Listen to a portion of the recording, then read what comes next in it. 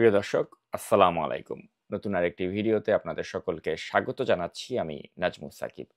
প্রিয় দর্শক, আপনারা নিশ্চয়ই সাম্প্রতিক সময়ে নাগরিক টিভিতে প্রচারিত আমার একটি ভিডিও দেখেছেন, যেখানে আমি ফ্যাসিবাদী আওয়ামী অপশাসনের দোসর সাবেক আইজিপি বেনজির আহমেদের ক্যাশিয়ার হিসেবে পরিচিত হাজার হাজার কোটি টাকা অবৈধভাবে উপার্জন করা চট্টগ্রামের চন্দনাইশ উপজেলার মহাপ্রতারক জসিম উদ্দিনের মুখোশ উন্মোচন করেছি।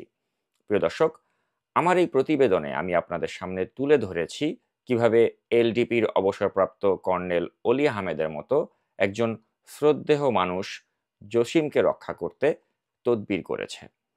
প্রিয় দর্শক, এই কুখ্যাত জসিম ২০ জুলাই বৈষম্য বিরোধী ছাত্র আন্দোলন দমনে আওয়ামী গুন্ডাদের নির্বিচারে গুলি করতে লেলিয়ে দিয়েছিল রাজধানীর বাড্ডা এলাকাতে। সেদিনের এলোপাথারি গুলিতে ২ চোখ হারিয়ে অন্ধত্ব বরণ করেছেন মেধাবী ছাত্র দুর্জয় আহমেদ। দুর্জয় আহমেদের দায়ের করা মামলাতেই এই জসিম গ্রেপ্তার হয়েছেন এবং বর্তমানে কারাগারে আটক আছেন। কিন্তু প্রিয় দর্শক, এই জসিমকে জামিনে মুক্ত করতে শুধু কর্নেল অলি আহমেদই নয়, সরকারের আরও প্রভাবশালী অনেকেই নেপথ্যে কাজ করছে। জসিমের কাছে আছে হাজার হাজার কোটি টাকা। কিন্তু আমার প্রশ্ন, এই টাকার কারণে দুর্জয় আহমেদ কি ন্যায় বিচার থেকে বঞ্চিত হবেন? প্রিয় দর্শক, দুর্জয় আহমেদের সাথে সেদিন কি ঘটেছিল, আসুন আমরা এ পর্যায়ে শুনে নেই সেটি দুর্জয় আহমেদের কণ্ঠেই। আমি দুর্জয়। বৈষম্য বিরোধী ছাত্র আন্দোলনের শুরু থেকেই আমরা মাঠে ছিলাম। ২০ জুলাই সকাল 11 ঘটিকায় মেইন রোডের পোস্ট অফিস রোডের মেইন রোড, বাড্ডা ইউরোপের নিচে ব্র্যাক ইউনিভার্সিটি এরিয়া, ইউরোপের নিচে পাকা রাস্তার উপরে আমি গুলিবিদ্ধ করি। রাস্তার উঠার সাথে সাথেই গুলিবিদ্ধ করি। ২০ জুলাই সকালে চোখে বুলেট লাগে। এটা রাইফেলের গুলি, কোনো ছিটা গুলি না। এই গুলিটা আমার বাম চোখ দিয়ে ঢুকে বাম চোখ ভ্যানিশ করে নাকের হাড় ভেঙে গুলিটার বর্তমান অবস্থান এইখানে। এই গুলির প্রেসারে বাম চোখ তো সঙ্গে সঙ্গে ড্যামেজ। আমি বুলেট ইনজুর হওয়ার পর থেকে ডান চোখেও দেখি না। ডান চোখের ভিশনটাও চলে গেছে। তো প্রিয় দর্শক, যারা জসিমের পক্ষের লোকজন, তারা জসিমকে জামিনে মুক্ত করতে নানা ধরনের মিথ্যা অপপ্রচার করছে। তারা বলছে যে জসিম চন্দনাইশ উপজেলার চেয়ারম্যান, যেহেতু নৌকা প্রতীকে হয়নি, মোটরসাইকেল প্রতীকে জসিম প্রার্থী হয়েছিল, তাই নৌকা বা আওয়ামী লীগের সাথে জসিমের নাকি কোনো সংশ্লিষ্টতা নেই। প্রিয় দর্শক, এসব মিথ্যাচার যারা করছেন তাদের উদ্দেশ্যে উপজেলা পরিষদ নির্বাচনের সময় জসিম কি বলেছিল সে সংক্রান্ত একটি ভিডিও ফুটেজ আমাদের কাছে এসেছে। চলুন দেখে নেই সেই ভিডিও ফুটেজটি। আমি কিছুক্ষণ আগে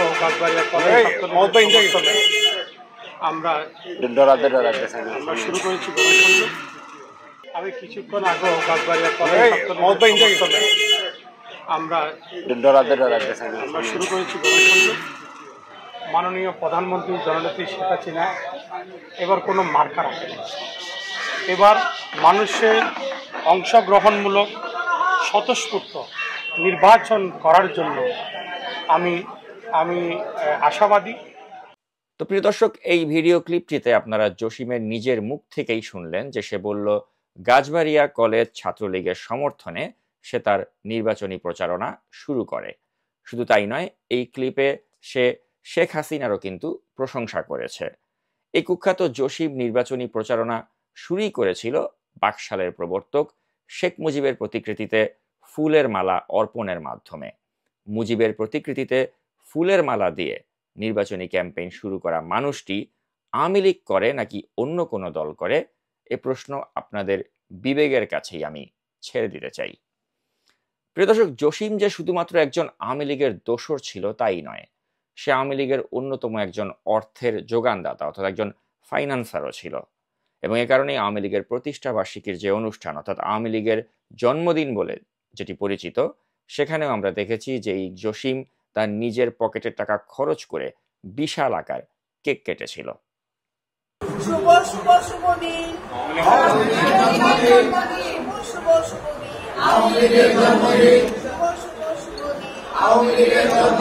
জয় বাংলা, জয় বাংলা, জয় বঙ্গবন্ধু।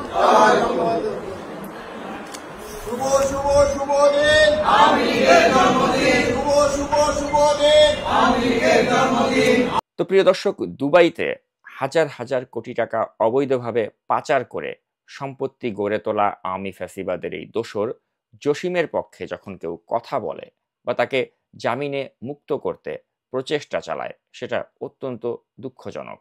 জসিমকে যেই মুহূর্তে গ্রেপ্তার করা হচ্ছিল সেই মুহূর্তেই জসিমের কল রেকর্ড আমরা বের করতে সমর্থ হয়েছি।